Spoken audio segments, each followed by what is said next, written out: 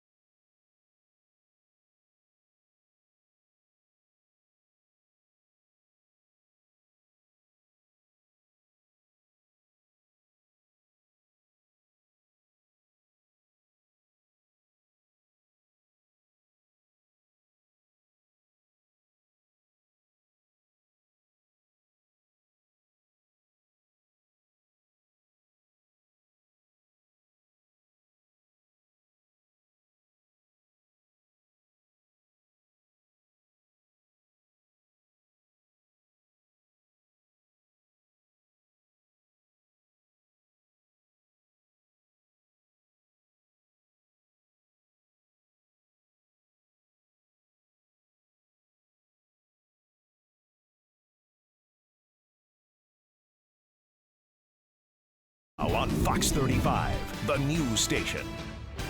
And welcome back into our special continuing 24/7 coverage of Hurricane Dorian. I'm Stephen Howe. I'm Amy Caulfield. All eyes are on Dorian still as it starts making that really slow trek to the north. Meteorologist Brooks Tomlin keeping a close eye on things for us, and he's talking about that slow move. Hi, Brooks. It's actually accelerating a little bit. I thought it would, and now we're seeing movement about 5 miles an hour. It will, more than likely will be accelerating away from the northern Bahamas. And good Tuesday afternoon, everybody. Thank you for joining us again. Abaco, Grand Bahama Island, the center of Dorian, finally lifting off to the north. Again, dare you to find the eye. It was so easy. The eye was so distinct the last few days.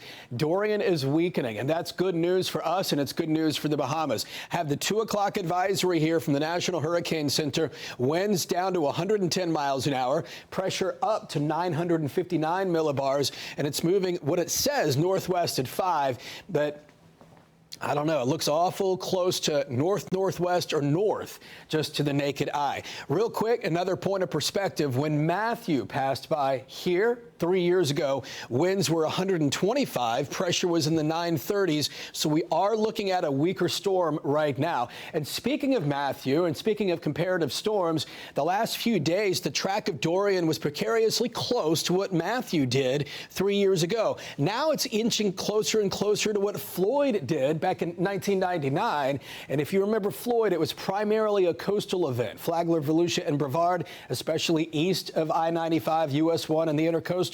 West of it, we had a lot of wind and some rain, but not much damage. And that's looking possible. Also back in 1979, you remember Hurricane David? That one tracked right along the coast. Maximum winds with Matthew, they were in the 50s to 60s right along the coast. Less as we went inland. I would expect to see lower winds, maximum values than that. What we could be seeing, let's time it out for you. As we go through the next few hours, starting to see this evening tropical storm force winds and wind gusts coming in from the south and the east. So 7 and 8 o'clock, talking about Brevard County, maybe southern Volusia County, seeing some tropical storm force wind gusts. We hit the midnight hour, 11, 12, 1 o'clock. Easily gusts in the 40s to 50s in Brevard County. Still, most of the higher gusts confined east of the St. Johns. 2, 3, 4 o'clock this upcoming morning. That's going to be the key time for the strongest winds and wind gusts here in Central Florida. Winds gusting 40 to 50 plus miles an hour right along A1A. Back to the west of the St. Johns River, it looks like near or just below tropical storm force wind gusts. And then, believe it or not, as the storm starts to lift north, the west winds coming in, that could be the strongest winds as we go through tomorrow morning, 6, 7, 8, 9 o'clock. Still tropical storm force wind gusts along the coast, but coming out of the west, and low-end tropical storm force wind gusts coming out of the northwest and west in the Orlando metro area. These gusty west winds do look to continue through tomorrow morning midday and finally easing up as we go through late on tomorrow evening into the day on Tuesday. Last thing I'll leave you with, right now we are watching some rain bands coming into play. Here we are zoomed in to Central Florida. You can see the circulation of Dorian just offshore. These squally rain bands continue to put down a lot of rain, not much in the way of a thunderstorm risk due to the tropical atmosphere. And we could be seeing within these squalls some tropical storm force gusts as we go through the afternoon. Once again, the key time frame is going to be as we go through the evening, overnight into tomorrow morning. We'll have much more on Dorian and its impacts for us here in Central Florida in just a few minutes. Back to you. Brooks doing a great job over there. Thank you. In Seminole County, officials are hoping to cancel the voluntary evacuation orders if Dorian continues that northern trek. Yeah, that's right. The news station's Brian Scott has the latest there. We're outside of Lyman High School here, one of Seminole County's main shelters. Also, you can see their pet-friendly shelter out here where they have taken in some people over the past few days. We're told about 213 people have been populating the shelters at any given time here in Seminole County, but that may be coming to an end very soon. The county hoping by tomorrow at 1 p.m. to shut down their shelters, start getting these schools cleaned up, and hopefully get students back to school on Thursday. They say with all the changes in Hurricane Dorian and its slowed movement, they think this should be possible at this point. They're obviously keeping an eye close on whether or not they're going to have those voluntary evacuations they've kind of teased out here in the past few days, and they're thinking they might even be able to back off of that, and that being a big reason that they can close these shelters tomorrow. Again, that's fluid. That could change depending on what Dorian does, but the folks out here are pretty confident that that could be the way things go. We will make sure that the roads are clear, and we check for debris, we check for flooding. We have to watch this storm extremely close and try to make the decisions that are best for our citizens here. So we want to get back to normal operations in the county, and the way we do that is by making sure that we're prepared. Now that all sounds pretty positive, but that being said, the sheriff, as you saw, was on hand there, and he did remind everyone, don't let your guard down on this thing. Dorian has been unpredictable the whole way through its track. Anything could change at this point. He says they're definitely keeping a close eye, especially on those low-lying and flood-prone areas, some of them that already had high water going into this. This will be an interesting 24 hours ahead. In Longwood, I'm Brian Scott, Fox 35 News. Florida Senator Rick Scott knows about preparing for hurricanes. He experienced his share as Florida's governor. Senator Scott talking with us earlier on the phone, insisting on the importance of following along with the latest on Dorian, staying up to date on what we're bringing to you live here 24/7. He says when he was governor during Matthew, his main focus was to keep residents informed so they could make the right decision for their safety. What my goal was is as it went up the coast, keep everybody focused on it. When you get tired of going to a shelter, you get tired of being away from your home, you get tired of just watching the same news every day. But we have to do this, and take care of your family, take care of your pets. Senator Scott adding it's best to over-prepare than to under-prepare for the hurricane. Breaking right now, officials in Volusia County are giving us an update on their preparations ahead of the storm. Yeah, let's listen in. Certainly not out of the woods. If that storm moves just a few miles to the west, it can make a big difference. Another thing to consider is the storm may be a little farther offshore, but it's expanding in size. It's very slow moving, so we're going to be feeling its effects for 24 hours. Just to put in perspective, if you look at our last storm, Irma, the maximum sustained countywide average during that storm was 62 miles an hour. That's very similar to what we may see here, and especially when you consider what gusts we may be getting across the county. Right now, I also want to assure you we have amassed a great team of professionals here at the EOC.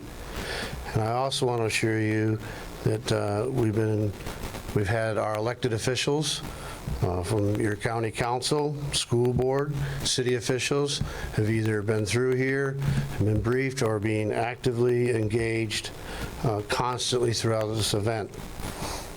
Finally, I'd just like to say it's time now for people to make sure that where they're in place for the storm, hunker down, continue to hunker down, and be safe. Good afternoon, everyone. Well, as Mr. Rechtenwald mentioned, Category 2 at 110 miles an hour, but 111 miles an hour starts those Category 3 winds. So we continue to monitor the weather, talking with the National Hurricane Center and also participating in the National Weather Service Melbourne conference calls daily. So what we can expect for Volusia County? Well, it's changed a little bit, and that's the consistent thing, is the change that's occurred with this storm. Right now, we're anticipating tropical storm force winds beginning at around 6 o'clock tonight, but that's going to be to the southernmost point in Volusia County down toward Oak Hill. Then, of course, as it's moving north along the coast at about 4 to 5 miles an hour, of course, it's going to take a little time to get through Volusia County. We anticipate those tropical storm force winds to last anywhere from 17 to 24 hours. We are going to continue to get about 2 to 4 inches of rain along the coast. We are anticipating approximately 4 to 6 foot of storm surge along the coast, so we want everyone to be aware of that. And also, most importantly, too, is that if anyone does suffer any damage through the storm, please contact the Citizen Information Center and let them know. Also, if a citizen needs assistance after the storm, we want to make sure they call the Citizen Information Center so we can add that into what we call crisis cleanup. So immediately after the storm, we're able to get volunteers out there to support, whether it's tarps on the roof or assistance with debris. We want to be able to help everyone out. We have updated our school information. We had 15 schools that we put into place the other day at 10 a.m. However, we've consolidated some of those schools, and there are a couple that are at capacity. So that information will be updated on the PIN website that Ms. Magley will mention here in a minute. So wanted to make sure everyone was aware of that. Also, flooding along the St. Johns River. We do have minor flood stage up in Astor. We anticipate that's going to go to moderate flood stage later this week, so we're going to keep an eye on that. We are having law enforcement and fire make their way around that area just to make sure the citizens are up to date on the conditions that they can expect going forward. So 45 to 55 sustained tropical storm beginning around 6 o'clock tonight down in the Oak Hill area. It could last as long as 24 hours. We're hoping that it's less than that, and that we can get back out, assess the situation, and then get the community back to pre-storm conditions. And with that, let me turn it over to Sheriff Chitwood. Thank you, Jim. I'd like to touch on 3 things. First thing is the curfew. Tonight at 6 p.m., there'll be a curfew from the Halifax River east, and it'll expire at 6 a.m. Wednesday morning. Depending on conditions, Wednesday we'll see the same thing, 6 p.m. curfew Wednesday night to 6 a.m. Second thing is the bridge closures. It is anticipated that the wind speed will exceed 39 miles an hour sometime early morning Wednesday. The bridges at that point in time will be closed. When the bridges reopen, each municipality will determine who and what gets over that bridge. And the last thing I want to touch on is the criminal element that is out there and that is preying upon our citizens during a natural disaster, a state of emergency. Yesterday, we had 2 victims, one in DeBarry, an 83-year-old woman who fell prey to a tree scammer who told her that she needed to get her tree cut back because of the hurricane. They befriended her, and they eventually absconded with over $20,000 from her. The second scam occurred in DeLand, where they showed up at a house of an individual who was visually impaired, and they managed to make their way into the home and say that they were there from the city of DeLand to inspect the tap water. I can't say this enough to anybody that hears my voice. If somebody comes to your house and claims to be a city worker, a county worker, a roofer, an electrician, don't let them in. Call 911 and get the police there as quick as possible. Last night, we also had a couple of entrepreneurial individuals come over from Orange County and committed a string of burglaries in Deltona. Nice to say that they are in custody, but you got to be on guard for your neighbors is the message I want to get out here. As the storm worsens, as power probably goes out, please keep an eye on our most vulnerable citizens, and if you see something suspicious when you look out the window, don't hesitate and call 911. The objective here is you got to be a real scumbag if you're going to attack people who are blind and people who are in their extremely elderly and show up and try to scam them out of tens of thousands of dollars. With that, I would like to introduce Volusia County Deputy Chief Taylor. Thank you, Sheriff. Good afternoon, everyone. I'm Deputy Chief Noble Taylor, Volusia County Fire. For just a moment, I want to talk about the usual things that seem to come with a storm of this nature, and that's generator use. If you're going to use a generator, if you wind up having to use a generator later, make sure you place that 25 to 50 feet away from your house or your dwelling. And make sure that you place it in a downwind position where the wind is blowing the fumes away from the place where you're living or staying. You don't want the fumes coming in the house. Don't overload your generator. Many times we see people that want to run an extension cord in the house or into the garage, and then they want to plug several multi-plugs into that. Your generator is just going to continue to shut down, and it's not going to do you any good, so don't overload that. When your generator runs out of fuel and it's time to put fuel in it, make sure you let the generator cool down completely.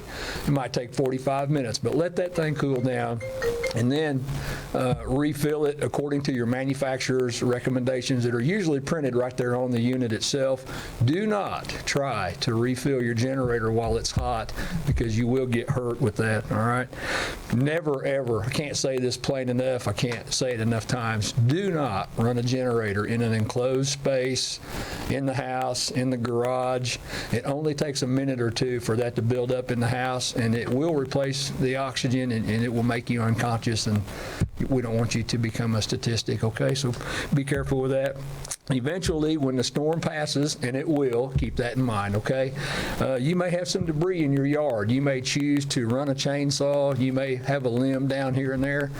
Don't be in a rush to do that. That stuff can sit there for a day or two. Many times in my career, I've seen it where a power line was down in a group of tree limbs or debris. Someone goes to clean that up or run a chainsaw with that.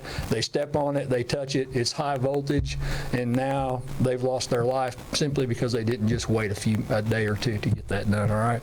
If you do choose to run a chainsaw, wear safety glasses, wear gloves. If you have earmuffs or earplugs, wear those. Most of us aren't accustomed to running a machine like that for very long. It doesn't take long to damage your hearing. It only takes one speck of wood to get in your eye. Now you got an eye problem, okay? So there may be some falling trees. That, like I said, that stuff can sit. Don't get in too big of a rush about that. And I think we talked about the power lines.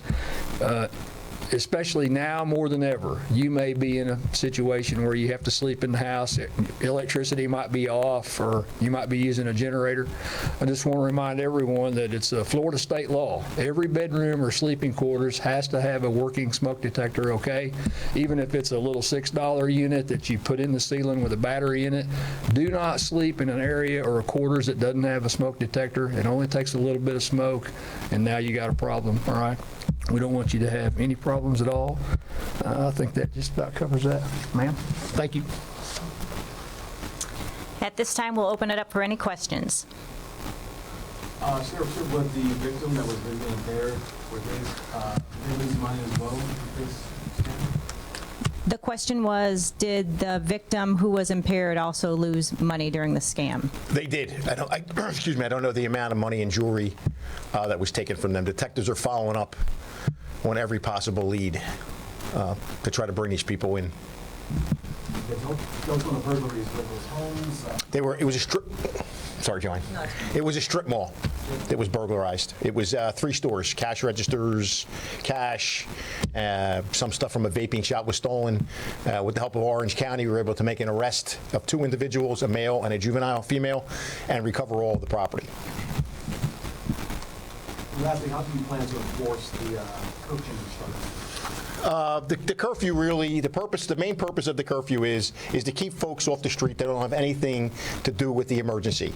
You know, police, fire, EMS, people making deliveries, they're all exempt from the curfew. What we don't want is people venturing out, so it's kind of what the chief said, getting up on the beach, becoming a victim, you know, entangling yourself with down wires, driving in the flooded waters. The best thing to do is stay on lockdown. Let us tell you when the all clear is good, and that way you're safe when you go out there. Don't become part of the problem and hinder what we're trying to do. Are we allowed to be out? The question was, it all depends if we like you or not. It depends on what kind of member of the media you are. I don't have a problem allowing the media around and having access, but we would appreciate it if you would allow us to escort you, and the other chiefs are the same way. If you're going to go into Ponce Inlet, let the chief help you get around to where you got to go. You know, that's what we're asking from the media. Mr. Frederick? Joanne, I wanted to ask Mr. Judge about Oak Hill. Oak Hill, as I'm familiar with it, doesn't have a beachside, but it has Mosquito Lagoon. And it has a very large mobile home community and campgrounds. Yes. Where people live permanently.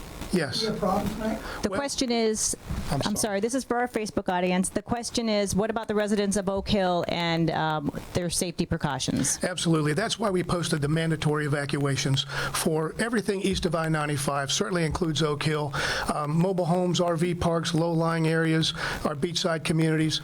We currently have about 1,800 individuals in our shelters. There were some that were sparsely, so we tried to consolidate those. So, you know, that's gone out. We work with Con very well down in Oak Hill, the town manager. So we stay also in touch with Carmen up in the Pearson area with conditions there. So, yes, sir. One more follow-up. With respect to Mosquito Lagoon, and you talked about the storm surge, you know, think of the Atlantic. All right, you've been listening in there as Volusia County gives residents and all of us an update on how things are going so far. They're going to keep the shelters open. They're cautiously optimistic, but they just want everybody to keep doing what they're doing until the storm has cleared. Stay with us much more as we continue our 24/7 live coverage here on Fox 35 of Hurricane Dorian.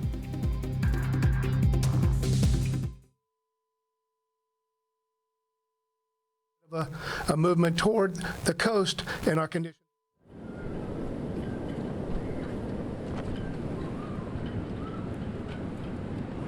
Mic check.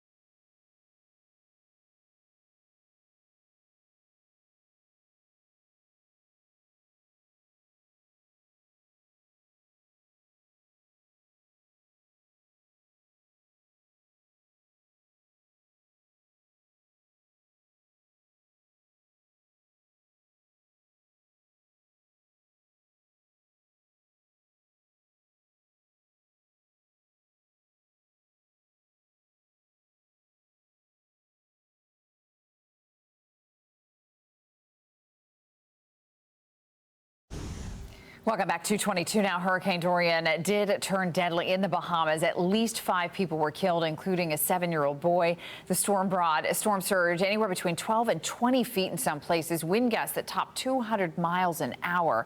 Officials say they can't even begin to assess the damage until that storm clears out. A woman in the Bahamas taking in nearly 100 dogs during Dorian. Look at this. She runs a 5-acre dog refuge on the island and says she cared for nearly 1,000 dogs. She posted these photos on Facebook saying at one point she had 79 terrified dogs in her bedroom. Wow. God bless Wow. her. A lot of Can you people imagine? appreciate those efforts for sure. It's incredible. Wow. Well, winds are picking up and big waves are starting to pound our beaches. The news station's David Martin is joining us live. He has been in Volusia County all day long watching the storm as it rolls its way up the coast. Hi, David.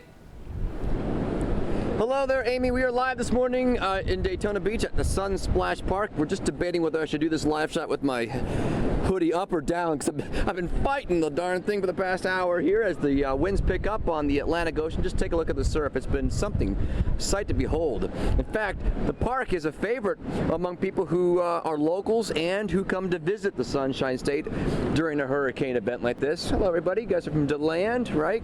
Good day to you. And people have been doing all kinds of things. They've been getting in the water. Not recommended, all right? We have a double red flag flying by the lifeguards. That means do not get into the ocean. But do people listen? No, they don't. You've seen people go in the water, haven't you? Oh, yes, we have. Even though there's a double red flag? Exactly. What are they doing out there? Apparently, it looks like they're wanting to take chances with their life and have a little bit of fun in the meantime. It's kind of hard to blame them. It's so inviting, isn't it, out there?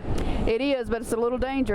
Sure is. You never know what kind of debris might be floating around there, even from other countries, they're saying. See, we've already got debris right here. Yep, down to the right there, a piece of wood that came floating in from the ocean, didn't it? Sure did. Where are you from, ma'am? I'm actually from the Tampa area. From the Tampa area. You're used to hurricanes, aren't you now? Most definitely. Does it surprise you that we're getting this today?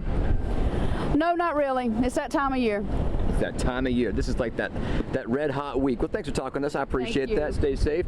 Let's go down and talk to some other folks who have no idea that we're here. It's always fun to surprise them as they come up here to Sun Splash Park. And we'd like to find out where they're from. Let's talk to this gentleman right here. Hello, sir. Where are you from? Hi, Deltona. Deltona, another local. How are you? Are you enjoying the sights here on the Hurricane Dorian? Yeah, we are actually. We're a little bored at home, so we decided to take a little cruise down here and see how it was. Get a little stir crazy hanging out inside the house. It is actually. Yeah, but you know what? People are not supposed to go in the water. You're not going to get in the ocean now, are you? No, not a chance. Because you're standing right below the double red flag sign, which is the clear sign that you shouldn't go in. That's exactly right. What you been doing to keep busy for the past 24 hours? Not much actually. I had to work early this morning, but then decided to take the rest of the afternoon off and just enjoy the scenery. That's about it. What do you do? I work for health insurance. Okay, good for you. Well, stay safe for the next 24 hours. It's going to get even worse. You guys do the same. Thanks, man. Nice talking with you. Good folks here at the Sun Splash Park, Amy and Steven, as we await yet probably more intense conditions as the storm moves north. We'll send it back to you guys in the studio. All right, good Tuesday afternoon, everybody. Brooks Tomlin right now in the Fox 35 Weather Center. It's going to be predominantly a coastal event is what this is looking more and more like because of what you see right here. Remember the last 2 days, we've been showing you the same satellite perspective. 2 days ago, 185-mile-an-hour winds right over Abaco Island. Yesterday, 165-mile-an-hour winds right over Grand Bahama Island. Both days, that eye was distinct. Today, that eye has filled in. We are looking at a much weaker storm. Right now, it's a Category 2 storm. Latest 2 o'clock advisory from the National Hurricane Center. Winds are down to 110 miles an hour. Pressure is up to 959 millibars. And the official movement is northwest at 5, but to the naked eye, it looks a little bit more northerly than northwest. Also, some perspective. We've been tracking the forecast track of Dorian, along with some recent historic hurricanes that track just to our east, Matthew, Floyd, and Hugo. For the last few days, the track of Dorian was precariously close to Matthew just 3 years ago, but now it's moving further and further out to sea. and it's weaker. When Matthew passed by, Matthew had winds of 125 miles an hour. Right now, Dorian winds 110. Now, these were the maximum wind gusts we experienced during Matthew, upper 60s and low 70s right along A1A, Flagler, Volusia, and Brevard counties. Back to the west, we had some low 60s in Seminole County, downtown Orlando, and some 40-mile-an-hour gusts as we went back to the west. With Dorian's current strength and with Dorian's current forecast track, I expect those numbers to be less as Dorian passes by. Here we go. Let's time it out. Wind gusts this evening back into the tropical storm force strength in Brevard County. And then we hit the 11 o'clock hour, 45 to 50 mile an hour wind gusts in coastal Brevard, more than likely moving into coastal Volusia. The 12, 1, 2, 3 o'clock in the morning, 50 to 60 plus mile an hour wind gusts possible as we head into Brevard County and maybe into Volusia County. But look, just back to the west of the St. Johns, winds are gusting near or just above tropical storm force strength, but in the 30s to low 40s, not as high as they were during Matthew. And then we hit tomorrow morning, winds still gusting tropical storm force strength out of A1A. But the interesting thing that's going to happen as as Dorian passes us by, the winds will start to go out of the west. And so north winds tonight, west winds as we go through the day tomorrow. Finally, late tomorrow afternoon into the evening, overnight into Thursday, winds will finally start to subside. Let's time out the forecast then as we go through the next 12 hours or so. Again, through 5 and 6 o'clock, we're just dealing with some of these squally bands coming in from the ocean. We could be picking up some pretty good rain in a very short period of time and also some squally winds. But then we hit the 7, 8, 9 o'clock hour, and that's when we start to see pretty persistent rain. Brevard County, Volusia County, Flagler counties, and then some off and on showers west of the St. Johns River. As the storm passes by to our east late tonight, talking about midnight to 4, 5, 6 o'clock tomorrow morning, that's when we still see some of the winds persisting, but out of the north, but starting to go more west as we head to the south. And again, a lot of rain right along the coast. Again, it's looking more and more like a coastal event. Rainfall totals anywhere along A1A, Brevard, Flagler, Volusia, 3, 4, 5 inches of rain, not out of the question. But we head back to the west of the St. Johns River. It looks like 1 to 3 inches of rain for the most part west of the St. Johns River until we head back to western Orange County and that area around the Turnpike. Maybe not even a quarter of an inch of rain. The other potential danger, storm surge. And again, we're still looking at 3 to 6 feet of storm surge right now throughout the entire coastline. Once the winds start to go west, that storm surge will recede. Last thing I want to show you, of course, David mentioned it, it's that week of the year, right? Hurricane season peaks about 1 week from now. National Hurricane Center now is looking at not just Hurricane Dorian. We have a potential now it's a tropical depression in the Gulf of Mexico moving towards Mexico and South Texas. If that becomes a storm, a named storm, that will be called Fernand. We're also keeping an eye on this system in the central Atlantic, possible development. But finally, off of Africa, very high chance that this will develop into a tropical depression in the next 12 to 24 hours. And again, the next two names on the list, Fernand and Gabrielle. It's that time of year, and it's that week of September that we expect a lot of activity. We'll continue to keep you up to date with all the latest on Dorian. For now, send it back to you. Brooks, thank you. Just a reminder, the best way to stay up to date on the storm is download the Fox 35 weather app. It's going to bring you the latest coordinates, storm track, wind speeds, all of it right to your phone. To download, just search out Fox 35 weather in the App Store or Google Play. Quick commercial break now, and we'll be back right after this.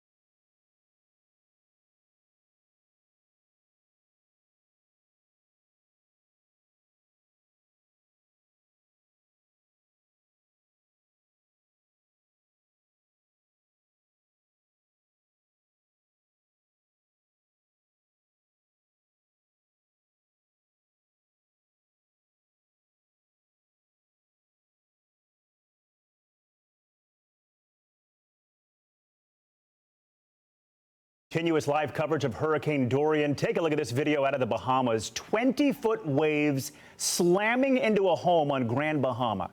The home already sits at least 20 feet off the ground, but floodwaters continue to rise as Hurricane Dorian slowly made its way across the island and now finally heading northward, hopefully letting them have some moments to recover. Awful. Well, in Lake County, flooding is already a major issue in some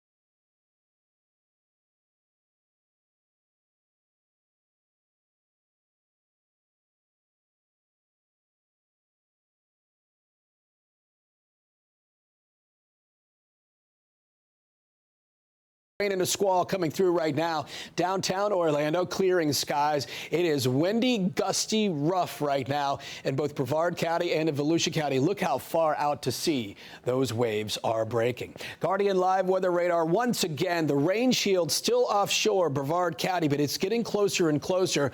We do have some squalls coming through central Florida right now. Not a lot of lightning. It's a tropical atmosphere, but we can pick up, a lot of rain, and also we can pick up some very gusty winds in these squalls, pick up 35, 40, 45 mile an hour quick gusts in some of these squalls. We continue to watch the center of Dorian, and again, I'll show you the update in just a second, but the National Hurricane Center says it is moving to the northwest.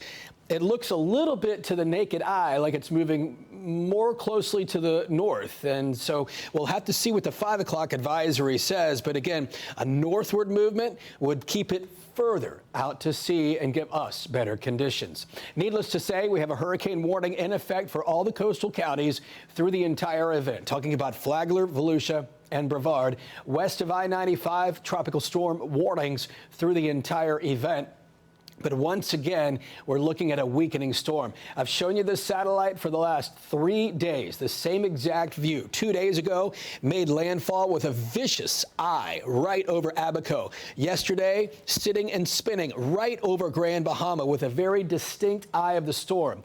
I dare you to look at this right now and find the exact eye, because it's filled in. We're seeing a weakened storm right now. 2 days ago, 185 mile an hour winds. Yesterday, 160 mile an hour winds. Right now, winds down to 110 miles an hour. And again, those winds are confined within around 40 miles from the center of the storm, especially in the front right. Much less wind on the west side. West side, as you know, of a storm is the best side in our hemisphere.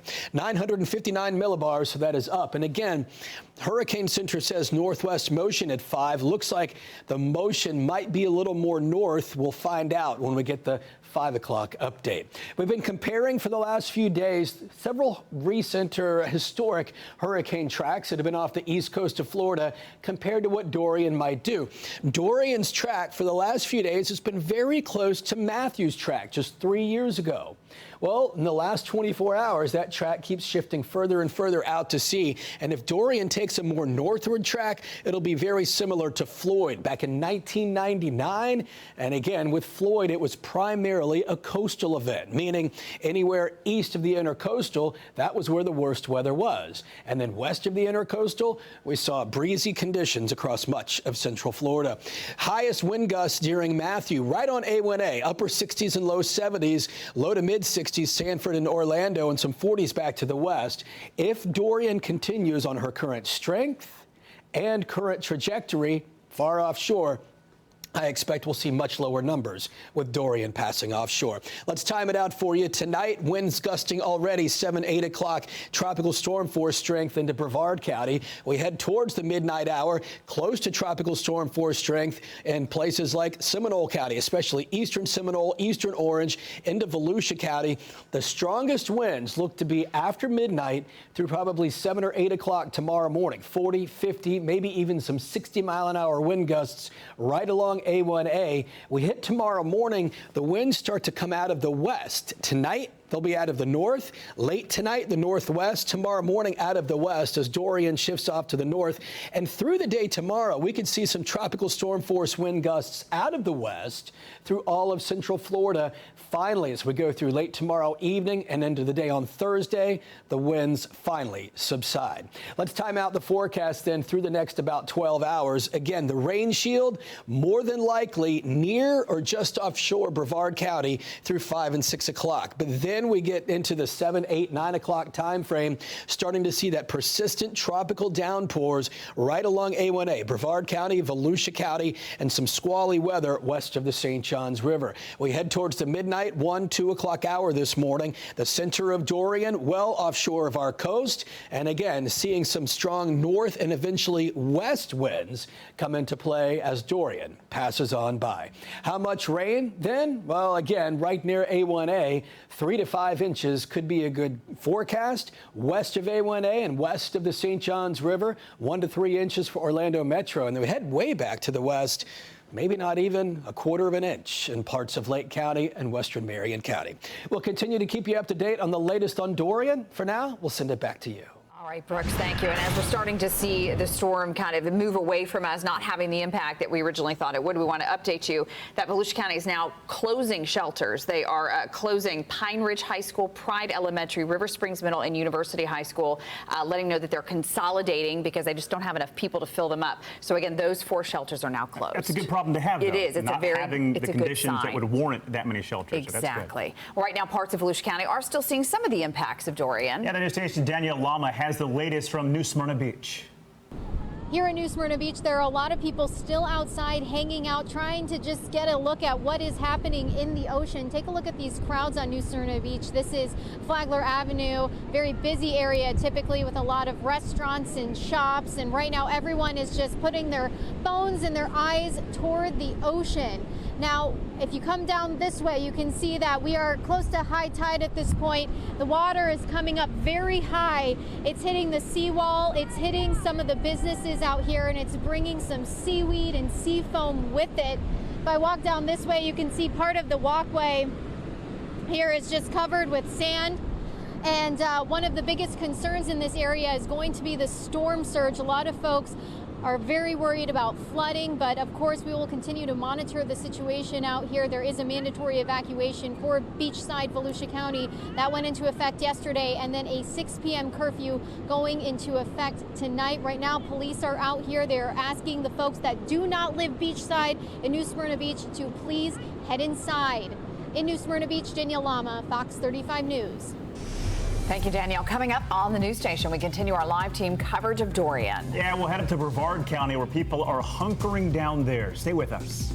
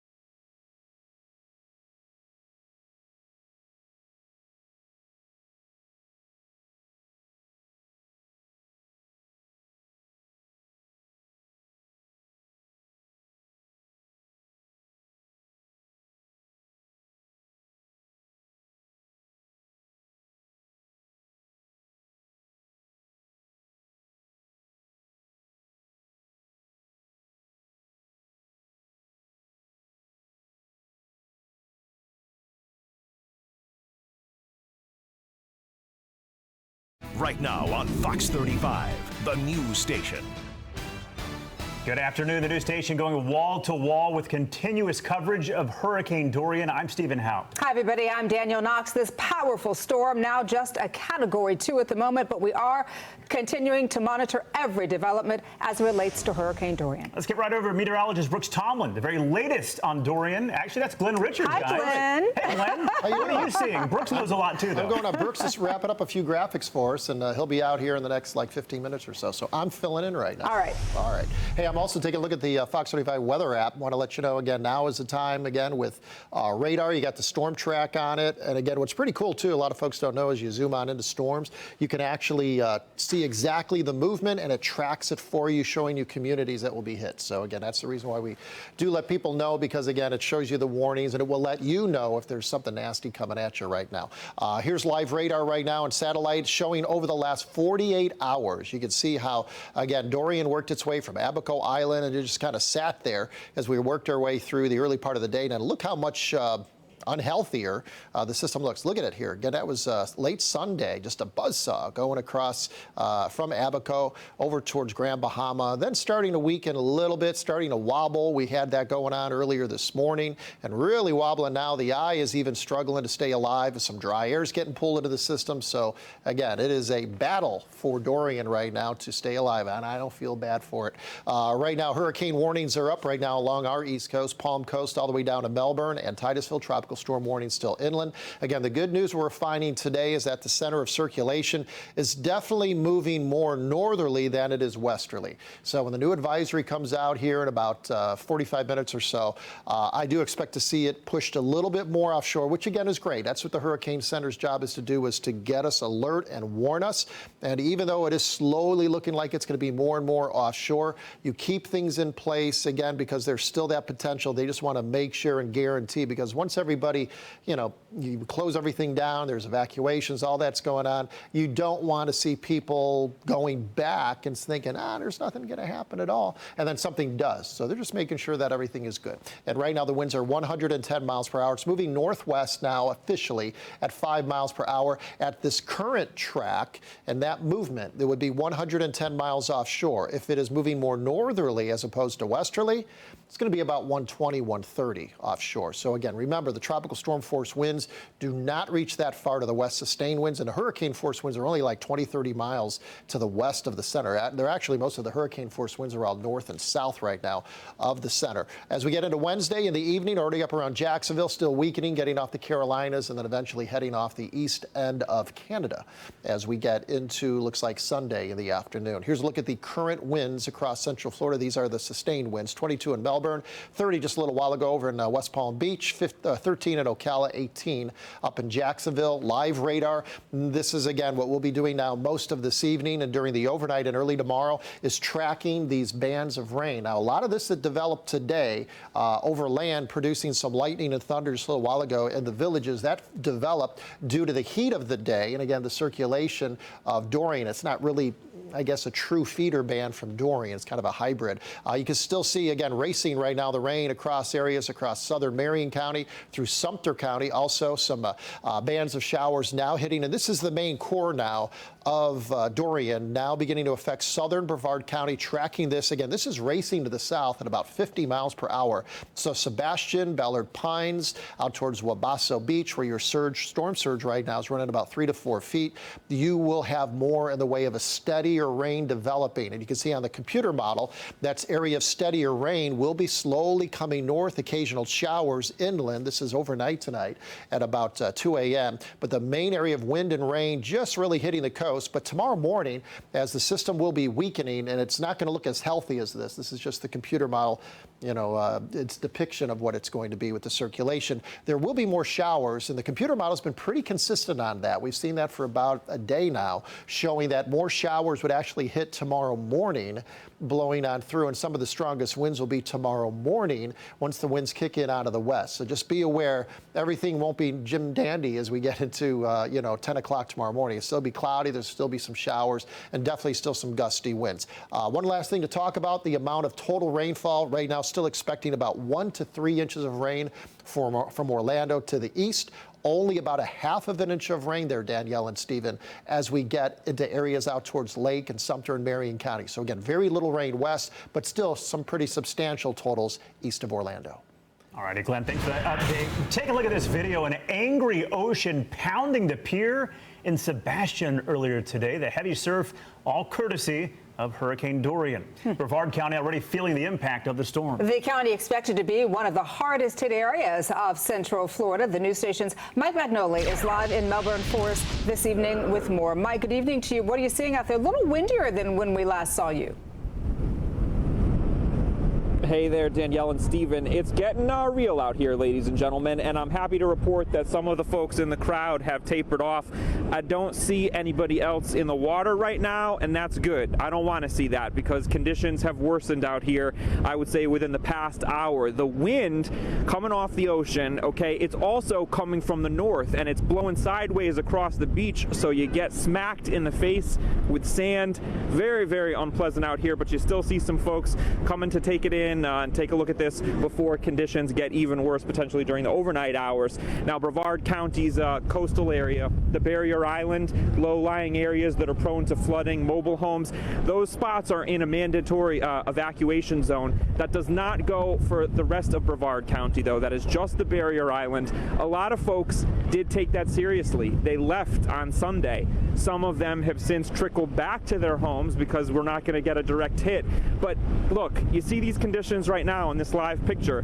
It is not it's not smooth sailing from here, ladies and gentlemen. We could still see some very serious conditions during the overnight hours. We could see some surge, some strong wind gusts. So Dorian certainly not done with us yet, not even really here if you think about it. But I know a lot of folks coming out to the beach, they've been cooped up, they want to see what's happening, and so that's what's going on behind us here on Melbourne Beach. People coming to see it with their own eyes.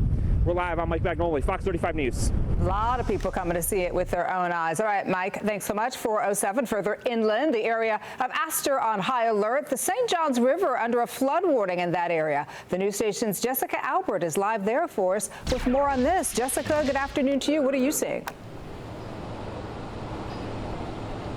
Hi, how are you guys? Things have been pretty calm here in Astor throughout the day. We have had some rain, but when it's not raining, it's like this. It's been just kind of calm, and it's just been, no drama here. But we are worried about the river here. We're on the St. Johns River, and the county told us earlier today that they do expect the river to reach moderate flood stage by tomorrow morning. This area is under a flood warning and has been listed as a no-wake zone. We'll be out here monitoring conditions and checking on the river throughout the day, but for now, we're live in Astor. Jessica Albert, Fox 35 News. Thank you, Jessica. In Flagler County, leaders hoping residents aren't complacent now that the storm's track has shifted. The news station's David Bowden is live tonight. David, what's the message where you are? Well, the message right now, folks are still out here watching this storm. The authorities want you to get out of this area. They've instituted those evacuation orders yesterday, and now they want people out of here. It should have been by 3 o'clock, but as you can see behind me, there are folks still lining Flagler Beach and folks on the beach right now, still watching this storm come in. We talked with some folks a short time ago right across the street at Finn's Bar, and those folks don't seem to be very concerned about the storm. Listen to what they had to say. It could be devastating here. It's serious stuff. Take it for what it is. We're lucky now that it's down to Cat 2 and it's not going to be so bad, but it could have been serious. It's no joke. And while they say it's no joke, they are still having a good time. They say that at 7 o'clock tonight, when the police move everybody off of the Barrier Islands, they will, of course, leave at that time. But for right now, they're having a good time here on Flagler Beach, as are a number of other folks who are taking pictures. And you can see the waves are coming in very strong out there. Not like yesterday. They were very choppy and very quick. Now we see these large waves coming crashing onto the beach.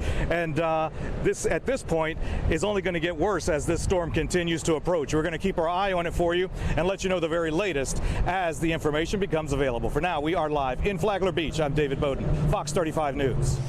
Thank you, David, for that live report. Florida Senator Rick Scott knows about preparing for hurricanes. He experienced his share as Florida's governor.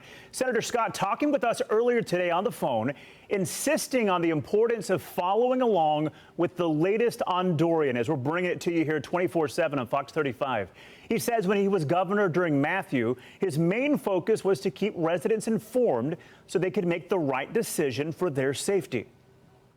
What my goal was is as it went up the coast, keep everybody focused on it. When you get tired of going to a shelter, you get tired of being away from your home, you get tired of just watching the same news every day. But we have to do this, and take care of your family, take care of your pets. Senator Scott adding it's best to over-prepare than to under-prepare for the hurricane. That's right. And as Hurricane Dorian slowly moves through the Bahamas, the impact of that storm is just staggering. The International Red Cross giving dire preliminary statistics today on Dorian's wrath on the islands of Abaco and Grand Bahama. The group says 45% of homes have been severely damaged or completely destroyed. We are working on a scenario that every person on Abaco and on Grand Bahama will need some form of humanitarian assistance. Within the Red Cross, we'll be focusing on supporting 20,000 of the most vulnerable people. And some 62,000 people across the two islands are expected to need access to clean drinking water, to food, and to other basic necessities. Rescue mission starting now down in the Bahamas. The U.S. Coast Guard airlifting injured people from Abaco Island. At least 5 people have died there after the region was slammed by a direct hit from Hurricane Dorian with winds at 185 miles an hour at the time. Absolutely devastating. Goodness. We are keeping you up to date with everything you need to know about Hurricane Dorian. We'll be hearing from meteorologist Brooks Tomlin coming up just ahead. He is keeping a very close eye on the storm, and we'll have the very latest as it keeps moving north. Stay with us.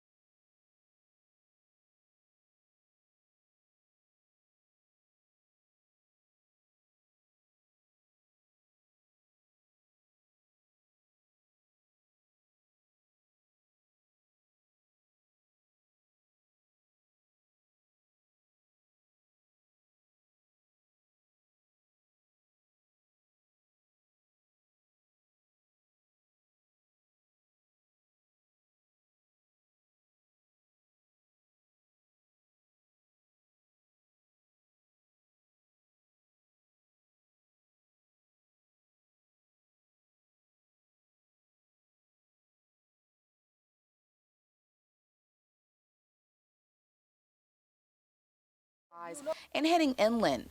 But there's a large group of Floridians who say they're not leaving.